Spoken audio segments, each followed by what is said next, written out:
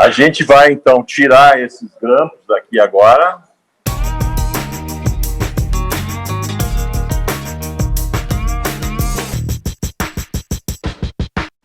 Agora, o meu próximo passo é selecionar os dentes do meu paciente. Tá? Então, como é que eu faria? Levaria as duas placas em boca e, em primeiro lugar, faria o registro da linha média do paciente. Então, sempre guie pela linha média do rosto do paciente. Faz de conta, então, que a linha média do rosto do meu paciente é essa daqui.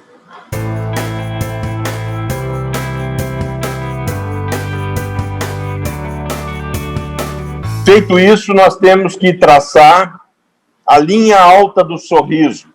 Eu vou pedir para o paciente sorrir, forçar bastante, e vou ver até onde o lábio dele superior subiu e até onde o lábio inferior desceu. Ali nós vamos traçar a linha alta do sorriso e a linha baixa do sorriso. E, por último, nós iríamos traçar também a distal de canino, que é a bissetriz formada entre o sulco, a asa do nariz e o sulco nasolabial. Tá?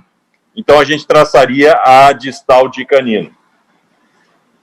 Desta forma, eu iria fazer essas medidas, iria pegar uma escala de tamanho de dente, iria fazer essas medidas, ver a forma do rosto do paciente para coincidir com a forma do incisivo central, e iríamos selecionar um jogo de dentes. Nesse semestre, nós já definimos quais são os dentes que vocês devem adquirir e montar os dentes. Então, essas linhas servem apenas como um exercício. Então, eu vou pedir para vocês fazer o seguinte. Vocês vão traçar uma linha média. No rodete superior, 1 centímetro acima, vocês vão traçar a linha alta do sorriso. Da mesma forma, na inferior. E da linha média para um lado, da linha média para o outro, vocês vão marcar a distal do canino com uma distância de 2 centímetros. É apenas para que vocês possam visualizar. No paciente, a gente traçaria as linhas primeiro, para depois escolher os dentes. Aqui vocês vão fazer um exercício só para poder visualizar. Então, eu vou pegar uma reguinha, 1 centímetro acima, eu traço a linha alta do sorriso, que no caso aqui é isso daqui.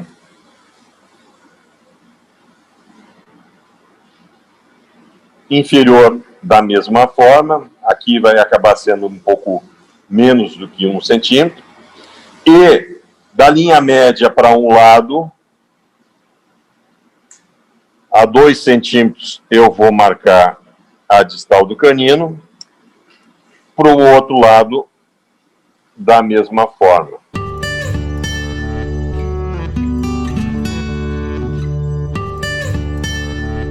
Essas são as linhas que a gente iria traçar no paciente. Então, a partir dessas medidas, e ainda vendo a forma do rosto do paciente, eu iria pegar uma escala de tamanho de dentes, iria verificar para essas medidas qual é o jogo que mais se presta, mais se adapta a essas características. Por último, ia pegar uma escala de cor de dentes e iria selecionar a cor.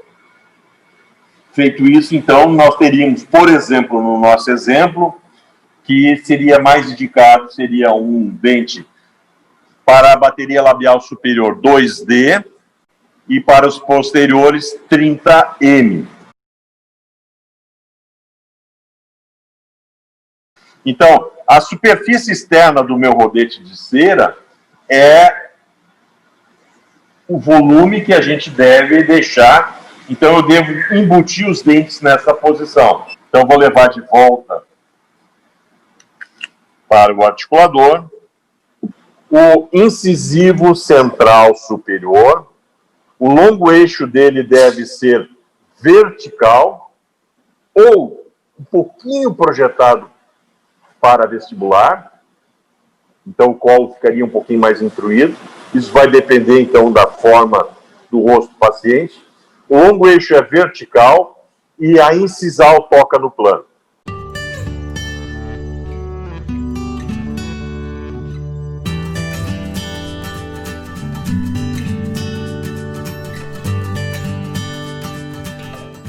Então, eu vou abrir aqui uma loja, uma janelinha no rodete de cera, correspondente ao dente que eu vou colocar. O longo eixo dele deve ficar perpendicular ao plano e a incisal deve tocar o plano oclusal, ou seja, o rodete antagonista. Sempre, gente, vocês terão que fazer isso daqui sempre testando. E cada vez que vocês botarem um dente, vão observar se o pino incisal continua tocando na mesa. Isso garante que vocês não estão roubando aqueles 3 milímetros do espaço livre funcional. Se acontecer que vocês começarem a montar os dentes e o pino incisal afastar da mesa, vocês não terão aquele espaço entre os dentes para poder falar, para poder pronunciar, para poder inserir um alimento. O paciente vai estar sempre tocando os dentes, tá? O próximo passo, então, agora é o incisivo lateral superior. O longo eixo dele é levemente inclinado para a distal. O colo fica intruído e ele não toca o plano oclusal.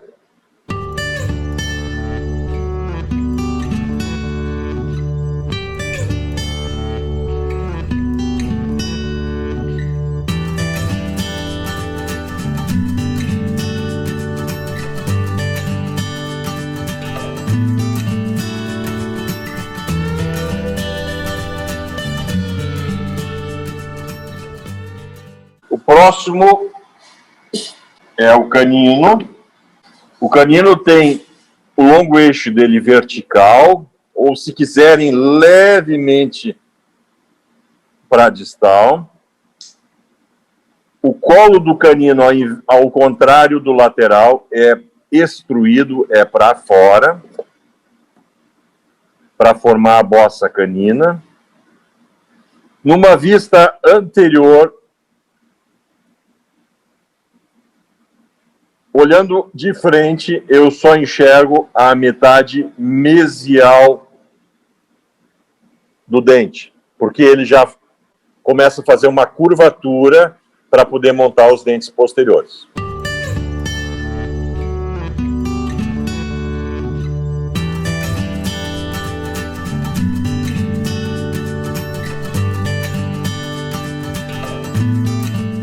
Então, de novo, vejo que eu sempre trago de volta para o articulador. Então, de novo, o longo eixo dele é vertical, ou pouquinha coisa para distal. A cúspide toca no plano. O colo é para fora, é proeminente para formar a bossa canina. E numa vista de frente, eu só enxergo a metade mesial do dente. Agora eu vou fazer do outro lado. Depois eu mostro todos. O incisivo central superior, o longo eixo dele é perpendicular ao plano oclusal e ele toca a incisal no plano oclusal. O incisivo lateral, ele é levemente inclinado, o longo eixo dele é levemente inclinado para a distal, o colo é intruído e ele não toca o plano oclusal, mas isso significa deixar 1 milímetro, é pouquinha coisa, tá? O canino, o longo eixo dele é vertical ou levemente inclinado para distal, o colo é extruído para formar a bossa canina e a cúspide toca no plano. Eu não me preocupei ainda com a escultura gengival, eu só recobrir os dentes e eu sugiro que à medida que vocês vão montando, já vão limpando o dente, facilita a visualização. Se os dentes estiverem cobertos com cera, não dá para saber se a angulação estiver correta. Depois que eu acertei isso, por lingual eu vou derrubar aquele excesso de cera, tá? E vou deixar exposto a concavidade palatina dos dentes também, tá? Deixando cera só lá no símbolo. Se vocês não tirarem essa cera, o que vai acontecer é que não tem como depois encaixar os dentes inferiores atrás dos superiores.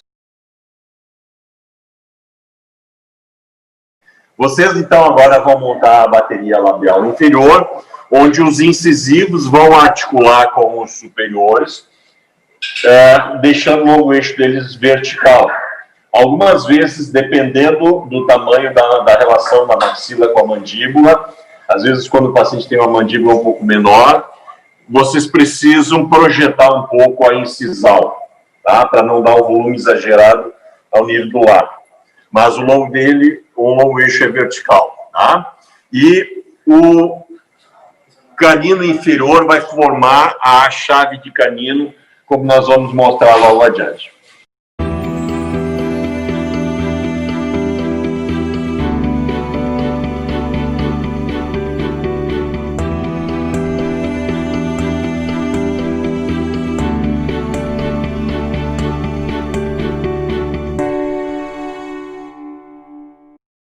Numa vista anterior, tá, o ideal é que o trespasse vertical entre os incisivos seja pequeno. Quanto mais profunda for essa mordida, mais o paciente tende a chiar quando fala. Então, preferencialmente que seja não mais do que 2 milímetros aqui.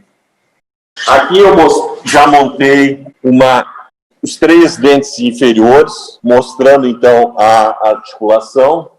E percebam aqui a chave de canino. Então, a cúspide do canino inferior articula entre o lateral e o canino superior.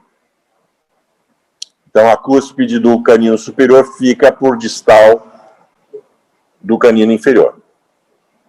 Essa é a chave de canino.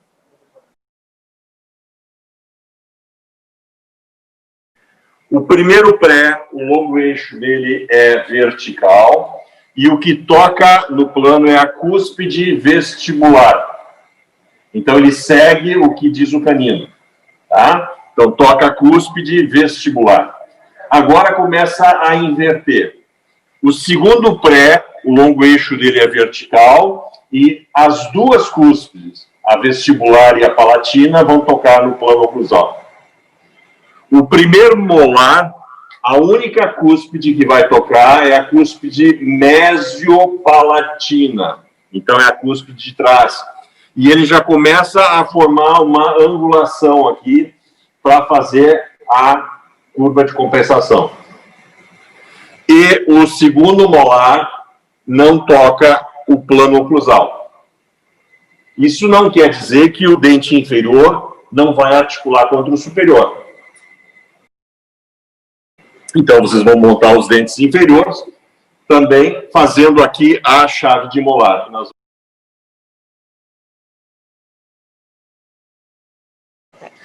É comum que, quando a gente vai fazer a montagem, e que os dentes os posteriores sejam montados ou muito para lingual ou muito para vestibular, então, no caso, roubando o espaço do corredor bucal. O sulco principal dos dentes inferiores forma uma reta que vai da distal do canino ao centro da papila, ou seja, em cima da crista do rebordo. Dessa forma, as cúspides palatinas vão recair exatamente aqui. Se eu tomar o cuidado de fazer isso, eu não vou montar os dentes nem muito para lingual, nem muito para vestibular. Eu quero chamar a atenção de vocês, tá? Então, assim, ó, a chave de canino. Tá? Então, assim, ó, a cúspide do canino superior fica entre o canino inferior e o premolar. A chave de molar, a cúspide vestibular do primeiro molar superior cai bem no sulco, aqui na vestibular do molar inferior. E a cúspide do molar inferior cai bem no meio entre o pré-molar superior e o inferior, tá? Percebam também que, como eu mostrei para vocês, tentando manter o sulco principal, uma reta que vai de distal de canino até a papila, isso faz com que eu não tenha uma vestibularização nem uma lingualização dos dentes. Então, uma vista anterior, percebam que a gente vai vendo mal a vestibular de cada um dos dentes, tá? E se nós respeitarmos a posição da cúspide em relação ao plano oclusal, vocês vão ver que elas estão alinhadas num único plano. E eu quero chamar a atenção de vocês, para cada dente que vocês colocarem, vocês têm que olhar se o pino incisal continua tocando na mesa. Senão já tem um aumento de dimensão vertical. Terminamos a nossa montagem aqui. Na próxima aula nós vamos fazer o enceramento da escultura gengival.